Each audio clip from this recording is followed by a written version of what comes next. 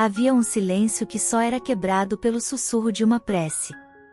Na penumbra do cômodo, a única luz vinha de uma vela, tremulando sobre rostos marcados pelo desespero. Eles chegavam com o último fio de esperança, segurando nas mãos não apenas o corpo enfermo de um filho, mas o cansaço da alma após baterem em todas as portas. A medicina, por vezes, abaixava a cabeça e dizia: não há mais o que fazer. Mas para Benedito, o benzedor, essas eram apenas as palavras que anunciavam o começo do seu trabalho. Porque quando os médicos desistiam, o céu não desistia. Esta não é uma história sobre milagres vazios. É a crônica de um homem simples, de mãos calejadas e coração tranquilo, que se sentava em seu banco de madeira, abria um caderno comum e escutava. De onde vinham aquelas palavras? De que dimensão chegavam aquelas instruções precisas, essas receitas médicas do alto que ele anotava com letra firme, para curar o que a ciência não conseguia alcançar? Benedito não usava jaleco branco, mas uma fé inabalável. Suas ferramentas não eram bisturis ou remédios de farmácia, mas uma oração ancestral e água benta. E os que saíam dali, saíam diferentes. O corpo, talvez, ainda em recuperação, mas o espírito já curado, renovado por uma força que desafia qualquer explicação. Prepare-se para adentrar um mundo onde a fronteira entre o visível e o invisível se dissolve. Onde a fé não é apenas um consolo, mas uma prescrição. Hoje, você vai descobrir os segredos do benzimento, vai testemunhar relatos que arrepiam, e vai se perguntar: estamos sozinhos nessa jornada? A resposta, talvez, esteja nas páginas amareladas do caderno de Benedito, e na cura de corações que nem sabiam que ainda podiam crer. Imagine uma estrada de terra, serpenteando entre montanhas verde esmeralda. O ar cheira a café coado no pano e a terra molhada pela chuva da tarde. Estamos no coração de Minas Gerais, numa cidade tão pequena que o silêncio tem som, e todo mundo se conhece pelo nome, e pela história. Era neste cenário, quase pintado à mão, que ele vivia. Benedito. Homem de mãos calejadas pela enxada, rosto marcado pelo sol do cerrado. Um homem simples, de poucas palavras, mas com um coração maior que o mundo. Sua casa era de adobe, o chão era batido pelo tempo e pelos pés de quem sempre era bem-vindo. E na mesa de madeira, desgastada e cheia de histórias, havia sempre, um prato a mais. Um prato para o desconhecido, para o viajante, para quem chegasse com fome não só no estômago, mas na alma. Benedito era da roça. Aprenderá com a terra o valor da paciência e da colheita no tempo certo. Mas todos que o conheciam sussurravam a mesma coisa: havia uma luz diferente no seu olhar. Uma serenidade que não era deste mundo, uma calma que parecia vir de um lugar muito distante. E aqui começa o primeiro grande mistério. Benedito, ele não sabia ler. Não sabia escrever. Suas mãos, tão hábeis no manejo da enxada, nunca haviam traçado uma letra sequer num papel. No entanto, ele conhecia cada sílaba, cada entonação de orações ancestrais, passadas de boca a ouvido através de gerações. Ele não tinha posses, sua riqueza não cabia em cofres, mas transbordava em uma fé tão inabalável, tão sólida como as montanhas que cercavam seu lar. E foi essa fé, meus amigos, que transformou o humilde trabalhador rural no maior benzedor que aquela região já conheceu. Uma transição silenciosa, natural, como o nascer do sol. E as pessoas começaram a vir. Não eram só os vizinhos. Vinham de cidades distantes, de outros estados. Carros empoeirados paravam em frente à casa simples. Pessoas com os olhos vendados pela dor, carregando dores no corpo que os médicos não conseguiam nomear e feridas na alma que nenhum remédio podia cicatrizar. E Benedito. Benedito nunca negou ajuda a ninguém. Ele recebia a todos com a mesma paz. e com aquela frase que ecoava como uma lei divina, ele dizia: Deus não cobra para curar. E sorria. Um sorriso sereno, um bálsamo que começava a operar a cura antes mesmo da primeira oração ser proferida. Mas isso era apenas o começo.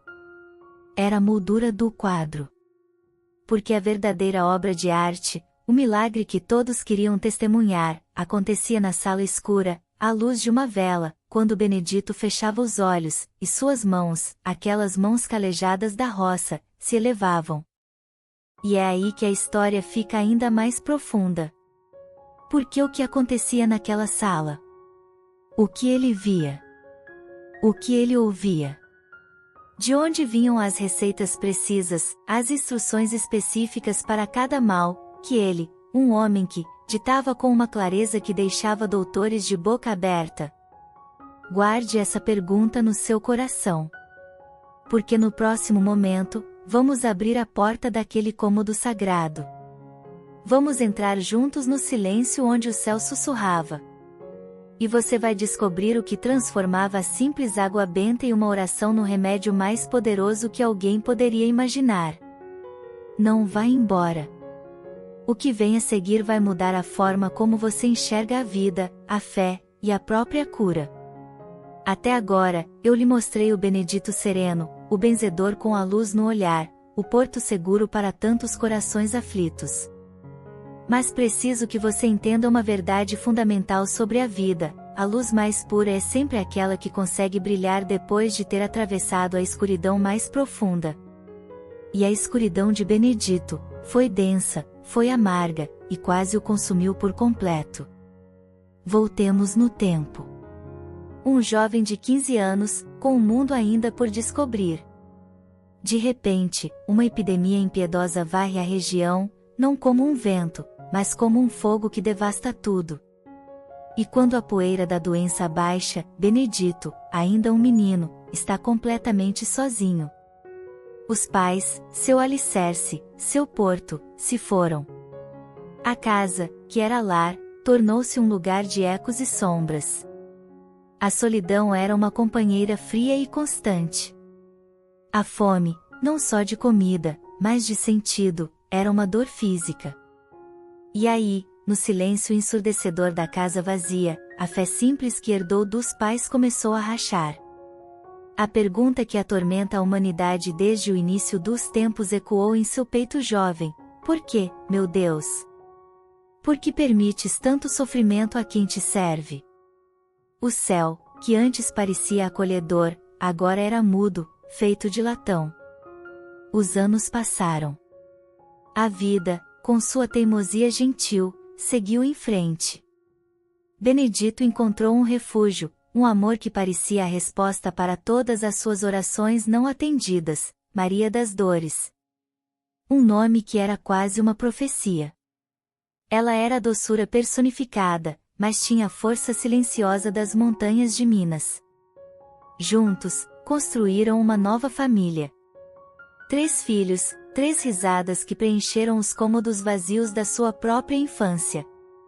Parecia, finalmente, o recomeço. A redenção. Mas o destino, às vezes, parece testar a resistência da alma humana até seus limites mais extremos. O filho mais novo, Pedrinho, veio ao mundo envolto não em alegria, mas em um véu de preocupação. Ele era frágil. Muito frágil. Chorava de uma dor que não podia localizar, definhava a cada dia que passava. Os médicos da cidade olhavam, examinavam, balançavam a cabeça com um olhar de impotência. Não sabemos o que é, diziam. Benedito, o homem forte da roça, se via completamente impotente. Ele, que enfrentava a terra bravia, não podia arrancar aquela doença do próprio filho. As noites eram longas, pontuadas pelo choro fraco de Pedrinho e pelo silêncio desesperado de Maria. Ele via o pequeno corpo murchar, a luz nos olhinhos do menino se apagar lentamente. E aí, a velha ferida se abriu. A fé, que ele tentou reconstruir com tanto custo, desmoronou como um castelo de areia. A pergunta voltou, agora mais crua, mais profunda, mais pessoal. Segurando a mão febril do filho, ele olhou para Maria, com lágrimas escorrendo livremente pelo rosto endurecido pelo sol, e confessou: Maria, não posso ver meu filho assim, é uma agonia que consome minha alma. Se Deus existe mesmo, se Ele é bom, por que não escuta o choro de uma criança inocente? Por que não atende o grito de um pai? Era o fundo do poço. A escuridão total. O momento em que até a última centelha de esperança parece se apagar. Foi nesse exato instante de desespero absoluto, quando Benedito já não tinha mais orações, só lamentos, que a vida enviou um anjo. Não um anjo de asas brancas, mas de avental e chinelos de pano. Dona Sebastiana, a vizinha espírita, aquela que todos respeitavam por sua sabedoria tranquila, colocou a mão no ombro curvado de Benedito. Ela não trouxe palavras de pena. Não disse vai tudo ficar bem. Ela trouxe uma verdade que funcionou como um choque, um raio que iluminou a escuridão de sua alma. Ela olhou fundo nos olhos dele, onde só havia ruína, e disse com uma calma que vinha de outra esfera: Meu filho, talvez Deus não esteja surdo. Talvez Ele só esteja esperando você parar de pedir, e começar a servir. Naquele momento, o universo de Benedito parou. Aquela frase simples, mas de uma profundidade abissal, ecoou em seu ser. Parar de pedir, e começar a servir. Era como se uma porta que ele nunca soube que existia se abrisse em sua mente. O foco mudou. Saiu de sua dor, da sua perda, da sua impotência, e se voltou para o outro. Para o servir. E essa, meus amigos, foi a virada. O ponto de ruptura que separa a lenda do homem comum. O momento em que a jornada espiritual de Benedito verdadeiramente começou. E o que aconteceu depois que ele aceitou esse chamado? O que se seguiu quando Benedito, com o coração partido mas a vontade firme, decidiu servir? A resposta é o que vai explodir a sua compreensão sobre o mundo espiritual. Porque foi aí que as receitas começaram a chegar. Foi aí que o céu, finalmente, falou. E a cura do pequeno Pedrinho, bem, essa é uma história que você não pode perder. No próximo momento, você vai testemunhar o primeiro milagre. A primeira prescrição direta do alto. E vai entender que, às vezes, a maior oração não é um pedido, é uma oferta.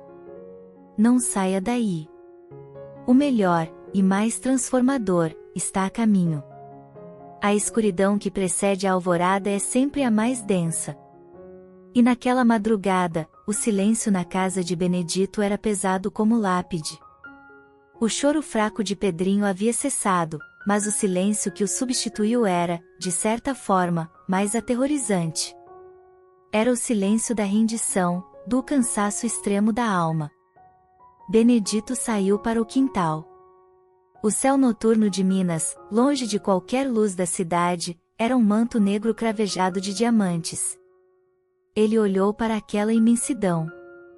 E pela primeira vez desde a infância, desde a perda dos pais, desde todas as dores, ele não fez um pedido. Não pediu a cura do filho. Não pediu alívio para sua própria agonia. Não questionou o sofrimento. Ele respirou fundo, o ar frio da noite enchendo seus pulmões, e com uma humildade que brotava do fundo de um coração quebrado, ele sussurrou para as estrelas. E suas palavras não foram um grito, mas uma entrega. Uma oferenda. Meu pai, eu não entendo os vossos caminhos. A dor do meu menino é uma faca no meu peito. Mas, se o sofrimento dele tem um propósito, se através da nossa angústia, eu posso aprender a aliviar a angústia de outros pais, se a doença do meu Pedrinho pode me ensinar a trazer saúde para outros filhos, então, seja feita a vossa vontade. Ele fechou os olhos. E numa pausa que mudaria o curso de muitos destinos, ele acrescentou a frase que abriu as portas do céu. Mas, me ensine.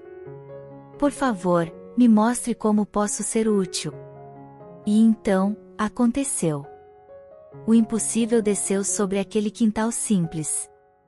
Uma luz suave, que não ofuscava, mas acariciava, começou a emanar de um ponto no ar, envolvendo Benedito em um abraço de pura paz.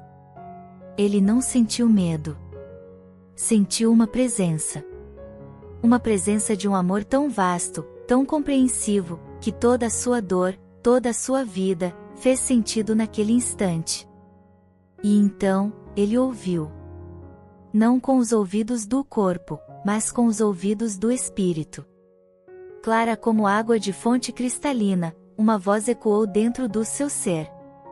Filho, suas mãos, que tanto trabalharam a terra, foram escolhidas para um trabalho maior. Elas foram escolhidas para curar.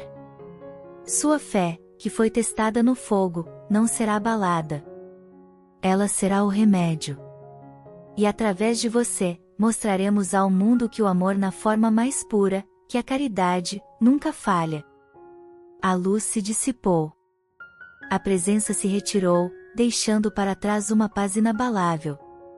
Benedito voltou para dentro de casa, seu coração batendo num ritmo novo. Ele se aproximou do berço, e o que viu foram 2 olhinhos brilhantes, cheios de vida, olhando para ele. Pedrinho estendeu os bracinhos e sorriu. Um sorriso gordinho, saudável, que não via há semanas. A febre havia sumido. A palidez dera lugar a um rosado saudável nas bochechas. A cura era um fato. Um milagre tangível, que ele podia tocar e abraçar. Mas Benedito, naquele momento, entendeu uma verdade ainda maior. A cura de Pedrinho não era o ponto final. Era a vírgula. Era a semente. Era a prova que ele precisava para acreditar no que havia acontecido. Era o sim de Deus para que ele seguisse em frente. Ele sabia, com uma certeza que vinha das profundezas de sua alma, que aquilo era apenas o começo de uma missão muito, muito maior. As palavras da voz ecoavam em sua mente, suas mãos foram escolhidas para curar. Como? Através de que meio? E é aí, meus amigos, que a história verdadeiramente começa. Porque na manhã seguinte, junto com a cura do seu filho, chegou a primeira receita. O que era essa receita? Como ela se manifestou para um homem que não sabia ler nem escrever? Que instruções fantásticas, que conhecimentos secretos da natureza, que orações de poder imensurável foram reveladas a ele. Agora, você está prestes a cruzar a fronteira final. Você vai entrar no caderno sagrado de Benedito. Você vai descobrir os segredos que ele recebia do alto. As curas consideradas impossíveis, os remédios que a ciência não explica, os casos que vão desafiar tudo o que você acredita ser real. Não perca o próximo momento. Porque eu vou revelar para você a primeira receita que Benedito recebeu. E a história por trás da primeira pessoa que ele curou seguindo essas instruções celestiais. A jornada da fé está prestes a se tornar tangível. A esperança vai ganhar uma receita. Fique comigo. O que vem a seguir é simplesmente extraordinário. A entrega total de Benedito naquela madrugada não foi o fim de uma jornada. Foi a abertura de um canal. Imagine um rádio que, após anos de estática, finalmente sintoniza na frequência perfeita. Foi assim. A partir daquele dia, o quintal, a sala, o silêncio de suas orações, tornaram-se um sacrário vivo, um ponto de conexão onde o céu ditava suas receitas para a terra. E elas chegavam. Não em tábuas de pedra, nem em pergaminhos dourados. Chegavam no silêncio de seu coração, durante suas preces. Eram orientações claras, precisas, impossíveis de serem ignoradas. Receitas. Mas não eram receitas comuns. Não vinham em latas reluzentes ou com nomes complicados. Eram combinações simples, quase óbvias, que a sabedoria popular já usava há séculos, mas com um ingrediente secreto que fazia toda a diferença. Eram chás de ervas que todo mundo conhece, mas com uma dosagem e um modo de preparo específicos. Eram banhos com plantas medicinais que crescem em qualquer quintal, mas com uma oração específica a ser sussurrada enquanto a água tocava a pele doente. E o mais impressionante, o que calava até o mais cético dos céticos, elas sempre funcionavam. A eficácia era absoluta. Era como se aquele conhecimento, vindo do alto, soubesse exatamente qual combinação química, qual frequência energética e qual impulso de fé eram necessários para restabelecer o equilíbrio perdido. E a primeira prova? O primeiro teste divino? Seu Antônio. Um vizinho, homem da roça, pé no chão, com uma ferida rebelde na perna. Uma ferida que apodrecia a carne, que cheirava a morte. Os médicos, sem alternativas, tinham dado o veredicto: a perna teria que ser amputada. A sentença estava decretada. Foi então que Benedito, em oração, ouviu. A receita veio clara: um emplastro de babosa, um mel puro e a oração do Pai Nosso, recitada não como um mantra vazio, mas com uma intenção específica de cicatrização e regeneração. Ele fez exatamente como foi instruído. Aplicou no local, com as mãos trêmulas de quem acreditava, mas ainda duvidava de seu próprio poder. Em uma semana. Apenas 7 dias. A ferida que resistia a medicamentos fortes, que desafiava a ciência, fechou. A carne necrosada deu lugar a uma pele nova, rosada. A perna foi salva. O sustento de seu Antônio foi preservado. E o milagre, que antes era uma experiência privada, tornou-se público. E aí, meus amigos, a notícia se espalhou. Não como um boato, mas como um clarão de esperança em uma noite escura. Primeiro foi o povoado. Depois a cidade vizinha. Em seguida, caravanas começaram a chegar de estados distantes. A casinha simples de adobe, com chão batido, onde um prato de comida sempre esperava por um visitante, se transformou em um santuário improvisado, um epicentro de fé e cura. Pessoas chegavam em muletas, em cadeiras de rodas improvisadas, carregadas nos braços de familiares. A fila era longa, mas o ambiente era de uma paz profunda. E no centro de tudo, Benedito. O mesmo homem simples. As mesmas mãos calejadas. Mas agora, com um conhecimento infinito fluindo através dele. E ele manteve-se fiel à origem de tudo. Nunca, jamais, cobrou um centavo. Nem um real. Quando lhe ofereciam dinheiro, ele recusava com um sorriso sereno e repetia a lição que havia aprendido em seus sonhos e visões: a caridade que se paga não é caridade, é negócio. E a fé não pode ser um negócio. E as curas se multiplicavam em uma escala que beirava o fantástico. Casos desenganados pela medicina que encontravam naquela casa simples o que hospitais modernos não puderam oferecer. Doenças que não tinham nome, síndromes misteriosas que atormentavam famílias, se dissolviam com um chá e uma bênção. Sofrimentos da alma, depressões profundas, melancolias que prendiam, tristezas sem fim, que eram lavados pelas palavras de fé e pelos banhos de ervas orientados espiritualmente. Tudo se transformava. Tudo era possível.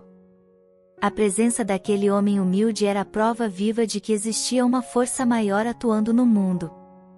Mas uma pergunta começou a surgir, não só na boca do povo, mas também no coração do próprio Benedito. Uma pergunta que trazia consigo um frio na espinha. Até quando?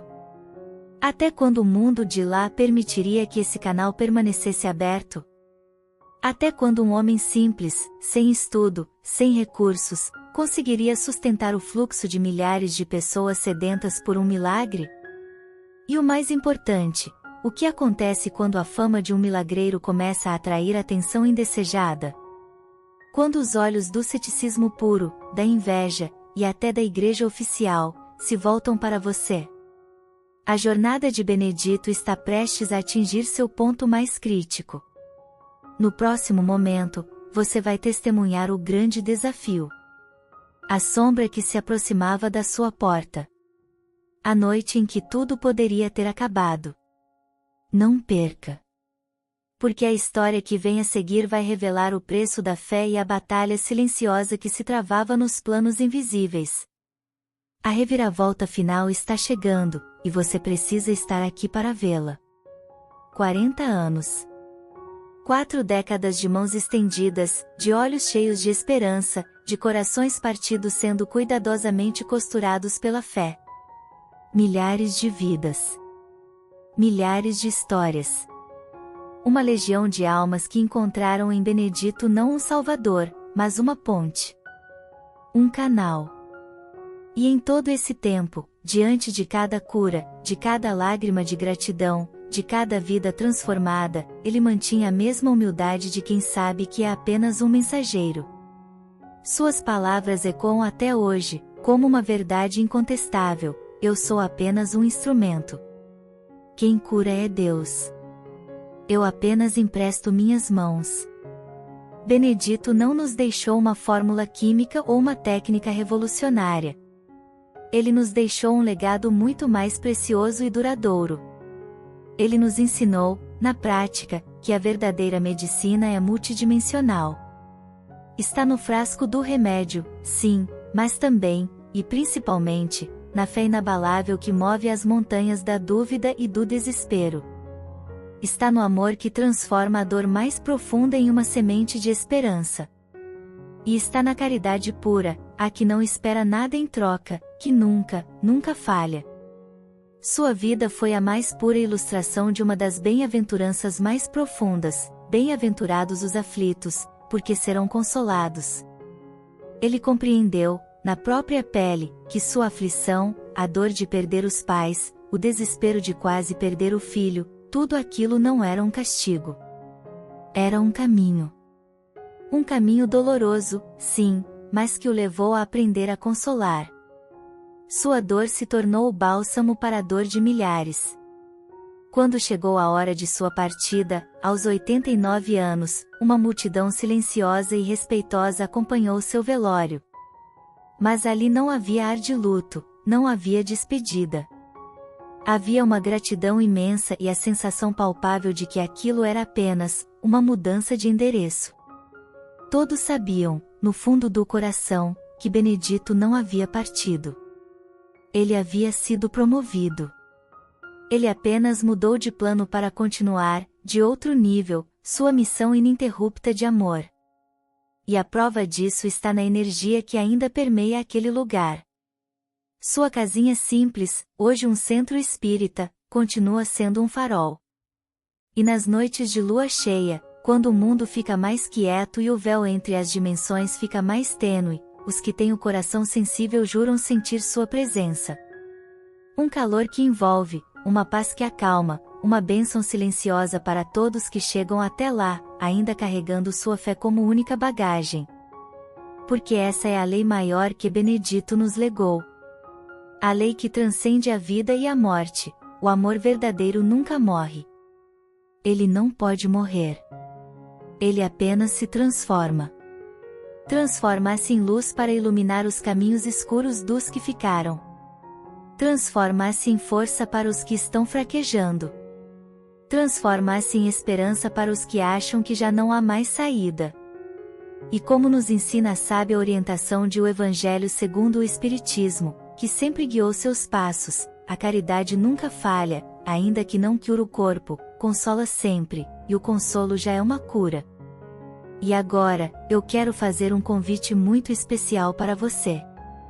A história de Benedito não é só para ser ouvida e esquecida. Ela é para ser vivida. Pense por um instante, qual é a ferida que você, ou alguém muito próximo a você, carrega hoje? Pode ser uma dor no corpo, uma tristeza na alma, um desânimo que parece não ter fim. Não importa o tamanho. Traga isso para o seu coração agora. e faça, neste exato momento, uma pequena oração, um pedido de luz. Pode ser em suas palavras, do seu jeito. Ofereça essa sua dificuldade, assim como Benedito fez, e peça para ser um instrumento de algo bom. Peça para entender o aprendizado que existe ali, e para que, através da sua experiência, você possa no futuro ajudar alguém que passe pelo mesmo. E eu tenho um desafio para gerar uma corrente do bem nos comentários. Escreva, com uma palavra ou uma frase curta, a cura que você mais deseja atrair para a sua vida agora. Pode ser paz, saúde, fé, alegria ou qualquer outra coisa que seu coração mandar. Vamos transformar esta sessão de comentários em um poderoso mural de intenções positivas? Sua palavra pode ser a centelha de esperança para outra pessoa que está lendo. Vamos juntos espalhar a energia de cura do Benedito. Se esta história tocou o seu coração, se ela te fez acreditar que milagres são possíveis, deixe seu like para que o YouTube entenda que este é um conteúdo de luz que deve alcançar mais pessoas. E inscreva-se no canal e ative o sininho para não perder as incríveis histórias de fé e superação que ainda vamos trazer. Tem muita esperança boa vindo por aí. Um abraço fraterno, cheio de fé, e até a próxima. Que a luz de Benedito ilumine o seu caminho.